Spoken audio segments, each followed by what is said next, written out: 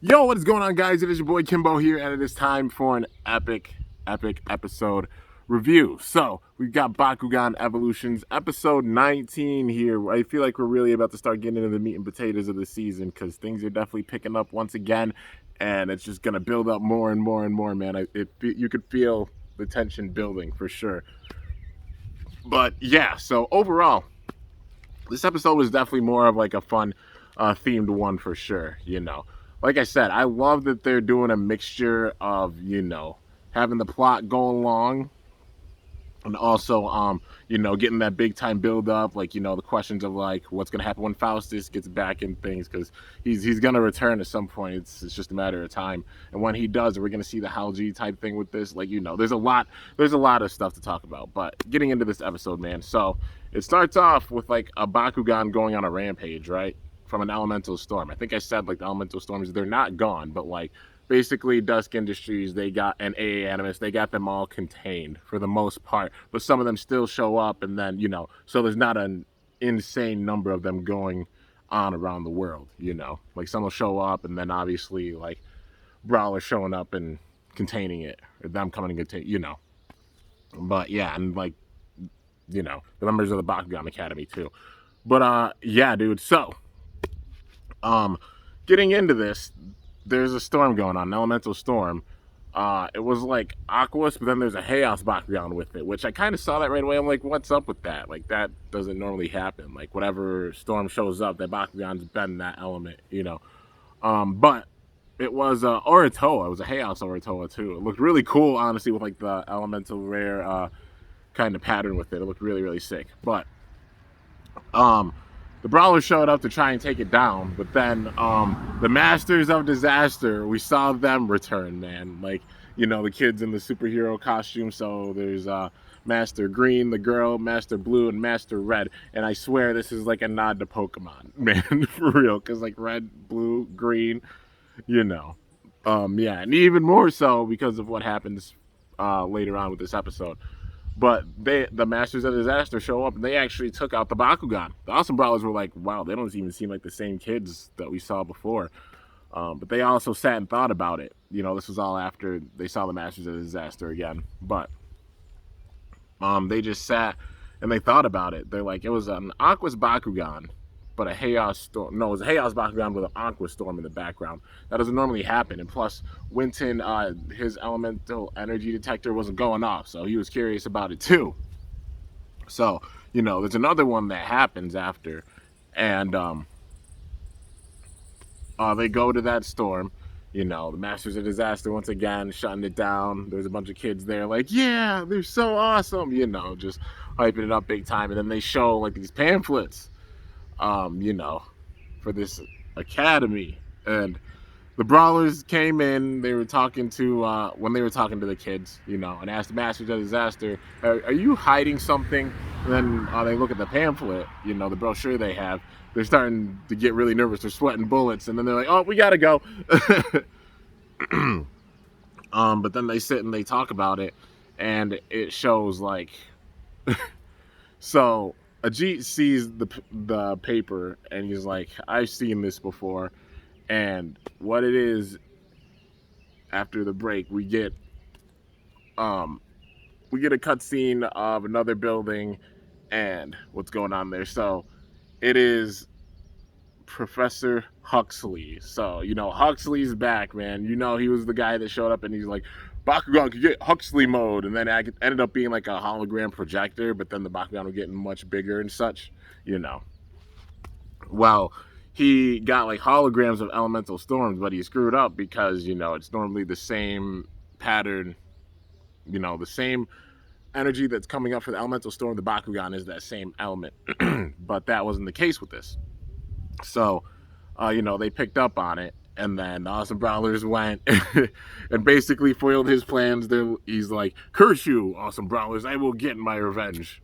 Basically kind of like that. So we're seeing a Huxley still a part of the story. It's cool because we're seeing like the Masters of Disaster and Huxley in the same episode. They're coming together, Still like having the story go along. And I wouldn't call it filler episodes. I like the term filler episodes, Like even having these side characters and such and putting so much shine on them, it's really, really cool to see, So instead of like the Rowdy Reds with this season, big time, we're seeing like the Masters of Disaster. And I'm really curious to see like, are they gonna have like the Masters of Disaster meet the Rowdy Reds in the future? Maybe. I mean, that'd be kind of cool, you know. But yeah, dude. So they confront Huxley, and he's like, "Curse you, awesome brawlers!" And then right in the middle of it, power shoots up. Dan's like, "Oh, whatever. Like, I'm not worried about that. We're sick of these holograms." And then Winton's like, "That's no hologram. That's the real thing." So with this episode, like at this point, what happened is the elemental energy came out and it hit Master Red's Apophix. It bodied Blue and Green's, their Bakugan. This gave me just a nod to, even more a nod to Pokemon, because out of the three of them, anybody who's a big time fan would definitely agree, like Red is the strongest out of them. Like Red is a crazy powerful trainer. Blue is strong as well, and he was champion at one point, but then like Red took out Blue, and then Green also being the character as well that's really strong, but yeah, Red being the strongest out of them. But it just gave me like thoughts to like Pokemon, because it just, had this insane power, because the Elemental Storm, it turned Apophix kind of evil with that power. And then we saw another case of like Master Red getting corrupted by that power. Well, this time he got corrupted by the power, and he's like, "Apophix, destroy." Dude, I mean, the cutscene and how this man just changed, it was honestly kind of a badass moment for him, man, for sure. But yeah, so then the Awesome Brothers had to obviously work together in order to take it out. And they were honestly struggling at first. Like, Apophix was getting major hits, and even Blue and Green were on the side, like, "Stop! What is this? Like, what are you doing? Please stop it." He's like, "If the Awesome Brothers can't even take him down," Dan's like, "We've got this." And then, they get back into the battle, and sure enough, they manage to take down Apophix.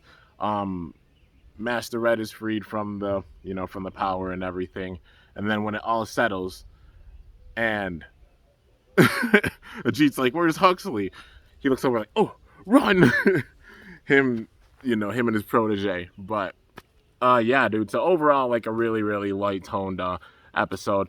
Still having the story go along with like a side story. I like it because there's the major story going on, obviously, that being with Wrath and Faustus and everything that just happened and where Wrath went. The Elemental Asylum, Jansen Tech, the Gate Crushers, like all these different elements for sure, man.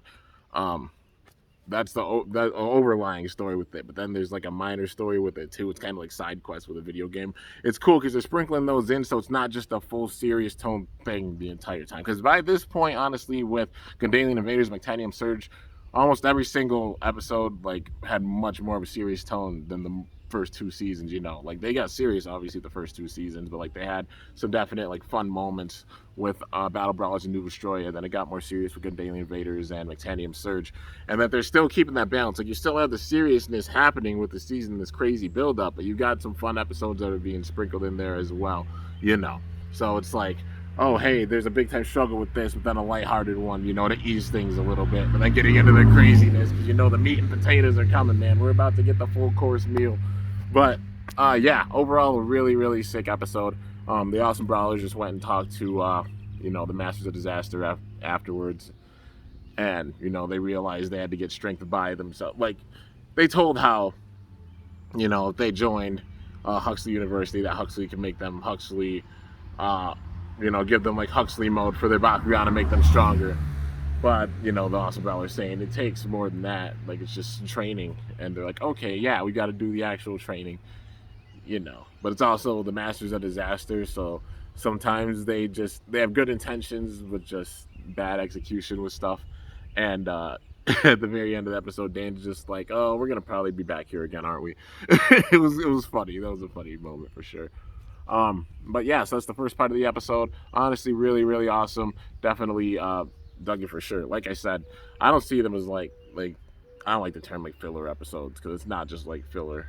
Like compared to the regular main story, like yeah, it's different, but still I want to call it so much filler, because that would be like, oh, it's just there for the sake of being there. Like, nah, they're still in development with these side characters and stuff, and I won't be surprised if they get wrapped up in the big time stuff. Like, if Huxley, honestly, if Huxley becomes a part of like the Elemental Asylum or something, and becomes a part of like the real deal after this, I would not be surprised. And then maybe like turning the side of the Awesome Brawlers, you have the Masters of Disaster, fully. Well, they're good, but fully like fighting alongside the Awesome Brawlers because they get the strength and they get stronger. But yeah, you can imagine it going down that way. But overall, really, really fun episode for sure. So now getting into the second part of it, we start off in like an excavation site. They're basically with their history teacher. He has the Aquas Bakugan, and he wears the hat. But the history teacher, and they're all excavating at a fossil site, and then Dan actually finds one, and then basically like the teacher's sitting there saying, well, they're like, why are we here? Like, what is this really gonna do to help, like, with Bakugan? And then he's like, I'm gonna show you that here and now. So then they went to a museum, and there's basically ancient Bakugan in that museum. They show like, prehistoric, basically Bakugan, like the way ancient Bakugan of Australia, and they had actual like figures for them, which was really, really cool. I mean, we've seen some of those ancient Bakugan, like, just come back with this, like, because they have it where the ancient Bakugan have been awakening since, like, the second season. So, like Jetra, Simoga, Ramparian, a bunch of, like, Bakugan like that, But it makes full sense with it. But while they were there, basically, like, the museum assistant, she was talking about the actual curator behind the museum, and his name is Dr. Knockenhammer, I think. Yeah, Knockenhammer. It's funny. But yeah, they're like, who's Dr. Knockenhammer? He's basically the one behind the site, the excavation site. He's excavated there for 50 years, and is like big time into it, big time archaeologist. But she points over and she's like, there's Dr. Knockenhammer right over there. And then he's talking to this business guy. Basically, the business guy's saying, oh, you better find something rare or I'm not going to give you any more funding. I'll give you a little bit of funding. And then Knockenhammer is just like, we're going to find, we've got all the tools. We're going to find a very, very rare Bakugan. And he's like, well, see to it. I'll give you a little bit more funding. And then he's just rude to the Awesome Bro. He's like, out of my way. They're all just like, wow. What a mean guy. Yeah, that dude was a douchebag for sure. I wouldn't even lie, man. I wouldn't be surprised if, like, he turns out, like, we see him again and then he's like, it feels like there's a whole bigger thing. Like, imagine if he's a part of Jansen Tech and they didn't even know it. Like, that would be pretty wild. Is he? We don't know, but we'll see in time. But, yeah, man. So then they go over and talk to Dr. Knockenhammer. He tells them the situation about the funding and everything. But, he tells the Awesome Brawlers and the other kids that he found a very, very rare Bakugan. Like, a Bakugan that's even more rare than, like, the ancient Bakugan. Like, he's like, it's the super ancient Bakugan. And they're like, okay, well, let's see. And then he shows, like, the whole display, for it. And then the professor, the teacher, he was like, yeah, maybe you should. Maybe you should actually get into it and do some battles with it and research it. And they all agreed, and then Knockenhammer's like, okay, well, fine then, I'll just meet you outside. So then they're all waiting outside on the field, and then you have the assistant running out, like, something's happened, and then there's gigantic, like, footprints, when they get back to the lab, and then they follow the footprints, it led them to a cave, and then the doctor's just standing right there. Dr. Knockenhammer is standing right in front of the cave, and he's like, the Bakugan went deep in there. It broke free and it let me go. But then, I think it was like Shun that was wary of it, like Shun or Winton, one of the two. But, they're like, wait a minute. Well, how did he get here so fast? Because it wasn't that much time, honestly. So they go deep into the cave. Then there's something shooting at them, like trying to hype it up like it's a super ancient Bakugan. The Bakugan ended up being like a Darkest Fate Ninja. I don't even know if we got Fate Ninja and Darkest. Heck, if not, They could always do a mythic. You know, they've been doing some of the mythics to boost up some of the older Bakugan. Do it for Fate. They did it with the Ventus version. Why not do it for a Darkest one? But yeah. Um. Anyways, they're sitting there battling a Fade Ninja, and I mean, they managed to take it down. But then Winton realizes that like it's kind of like a trap or such because he looks back and Knockenhammer was gone, and he's like, "That's strange." But then Knockenhammer was gonna throw a core at Fade Ninja, but then Winton stopped him. He's like, "No, I had a feeling you were the one that was behind this." And then everything ended with Fade Ninja. They go back and basically he explains how like they haven't found a rare Bakugan because he threatened them with the funding, and not having the funding, he doesn't have the assets to be able to research these things. Really, so he just made that all up as like a kind of little trick. Like there's a super rare Bakugan, but it ended up being Fade Ninja, so there's no real super rare Bakugan. He just didn't want to admit that that the museum and the site don't have that much funding with them. So the Awesome Brawlers basically said, I think we can help with that. We know somebody who can help with that. And then, sure enough, they're back at, I think they're at it's either Studio B or Studio D. One of the two. But they're watching the TV, and it's Leah's mom, and she's interviewing Dr. Knockenhammer. And basically, the name just kills me, man. But basically, he's just sitting there explaining how they're researching a very rare Bakugan, and Dusk Industries actually funded them. So Benton, Dusk Industries, they're funding it. So they got the funding to continue the research for the ancient Bakugan and such. Maybe he'll find something, But yeah, man. So see all these parts coming together, like them going back to the archaeological site, the excavation site. Maybe in a future episode, maybe things start going wild. Wrath uses the power of some other Bakugan, or some ancient Bakugan start getting revived or something. Who knows, man? But yeah, overall, I'm liking the build up for this for sure. Definitely a more chill tone feel with this episode. So it definitely feels like we're gonna start getting the real full course meal starting with the next episode, because it's 20 and then it's going to probably go to 26. So 20 through 26 is where crap's going to really hit the fan. We're going to get a lot of details of each episode. It's going to be wild, man. Probably a couple of other episodes that just keep like a light tone because everything's about to get serious, because we still got the major questions of like, where is Wrath? My guess is that he's in Vestroya, and he's going around Vestroya trying to get the elemental crystals, because with the storms going on, if those crystals get taken too, like they get fully taken, it's going to cause complete chaos in all those worlds, for sure. And then the storms might even get worse over on Earth, no matter what they try to do. And it's going to be wild, for sure, man.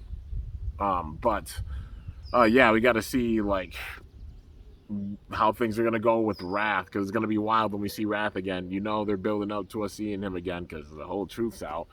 And Wrath being like a similar thing to Villock, being mad at Drago being a part of the Bakugan Council. And he's like, it makes no sense. How could they choose you? Basically, that they didn't choose him. Getting mad over that. But he's going to probably try to take it by force, like make the Supreme Bakugan Council even bow at his feet by getting like the ultimate power. And how can he do that? Going in all the different worlds and getting all the elemental crystals and stuff, like the elemental artifacts. Like, yeah, that could definitely be the way that he does so. And I won't be surprised if that's his ultimate plan. But also just the shady things that are happening in the background. Like, I mean, you got the Elemental Asylum, you got Jansen Tech, you got the Gate Crushers. Maybe, who knows, they're all a part of the same thing. Maybe they're all like connected. The Elemental Asylum, like the Gate Crushers being a part of the Elemental Asylum, and then that being under a small part of Jansen Tech. The big question is, who's behind Jansen Tech? That's the big thing I'm wondering, because we saw McHugh as a part of like Sun 97 Security, I think. Sun 17 Security, that's the name of it. And McHugh was a part of that. He had the wanted poster on him. Same thing with Everett, and the same thing with Gregorius Reed, which we've seen Everett in multiple seasons up to this point. I won't be surprised if we see him in a future episode, maybe, because he's a part of the things too with Jansen Tech. Because that's where things are going to hit the fan, really. Like the Elemental Asylum, the Gate Crushers, Jansen Tech, all those things, whatever, like, I feel like they're all connected.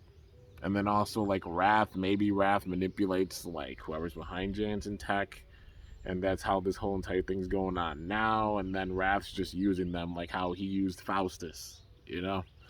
And also, when Marlo Faustus returns, man, like, how are things going to be for the Academy? Are we going to see, like, a Hal G, Alice's grandpa, Michael, yeah, Dr. Michael type situation with this? What I mean by that, if you've seen the original era Bakugan with Battle Brawlers, basically Alice and her granddad got infected by negative power from the Silent Core, and that led to Masquerade. Basically, Alice being Masquerade. I know it's a little bit of a spoiler if you haven't seen it, but yeah, Alice being Masquerade, and then Dr. Michael having a separate persona as well, Hal G. And then, like, he switched between it. So, like, Alice, by that time, Masquerade was gone. And then it was just Alice on Earth with her grandpa. But then she led her grandpa right to Wyvern, and then he turned into Hal G and sent out Naga, and that's what started the big final battle. So, yeah. It'd be crazy if it is something like that. Like, he uses Athena for it this time, though. You know, with this case. If they go down this path, it's going to be wild. But, like, Athena, you know, obviously speaking super highly of Faustus. So if there's anybody that could use that, like, you know, like the Hal G Faustus type thing, like him doing that, it could be on Athena, because you know that she would do anything for Mr. Faustus for sure. But it would be wild if it like built up that way. But yeah, man, in general, I'm really excited to see how the last arc for the season is gonna go. It's been really, really sick, man, and I'm excited for the products that are gonna be coming too. I hope that they continue to make, like, I think they might be making some more mythics. I know they've got like some more cosplay Cubos coming out, which I know some people are like, oh, those freaking Cubos. I think they're really cool. And then we get a Cubo on each faction, and then like even the stats, if they have pretty good stats with them, then it's worth it for sure, man. Like, I thought the first Cubos looked really, really cool. Even made a Cubo deck with them. Trying to find a way to utilize the other ones. They're just tricky to use, you know, because it's like a triangle with how they work. Like, one might have a magic shield, well, 2 magic shields, but then they get a bonus on a regular fist, or if they have like 2 flame fists, they get a bonus on a healing, you know, like things like that. So it makes it where it's like you have to make a triangle with them, with your actual build. But yeah, man. So anyways, guys, let me know your thoughts on the episode in the comments if you haven't seen it, you know. Like, obviously, like, warning before watching the video. But yeah, but definitely give your thoughts. I'm digging it for sure. Getting some lighthearted episodes in before crap really hits the fan, because I feel like with 20 onwards, that's where things are just gonna yeah, they're gonna explode, and I'm all here for it, man. Can't wait to see how everything culminates. It's gonna be insane, man. But anyways, that's going to do it for this epic episode review on episode 19 of Bakugan Evolutions. Hope you guys enjoyed. If you did, be sure to slice that like button down below. Let me know how I did. If you're new to my channel, definitely be sure to subscribe for some epic content, because I upload daily. And if you haven't already, be sure to ring that bell by my channel name to be notified whenever I upload a video. And hopefully you enjoy the natural backdrop. I freaking love this view, man. Like, for real. Look at that. It's like, it's legendary, man. A lot of inspiration every day, even waking up and coming out here. But yeah, like the greatest backdrop ever. But yeah, guys, till next time, it is your boy Kimbo signing off. See you guys later. Thanks so much for watching. Until then, stay awesome and Bakugan Brawl. I'm up out of here.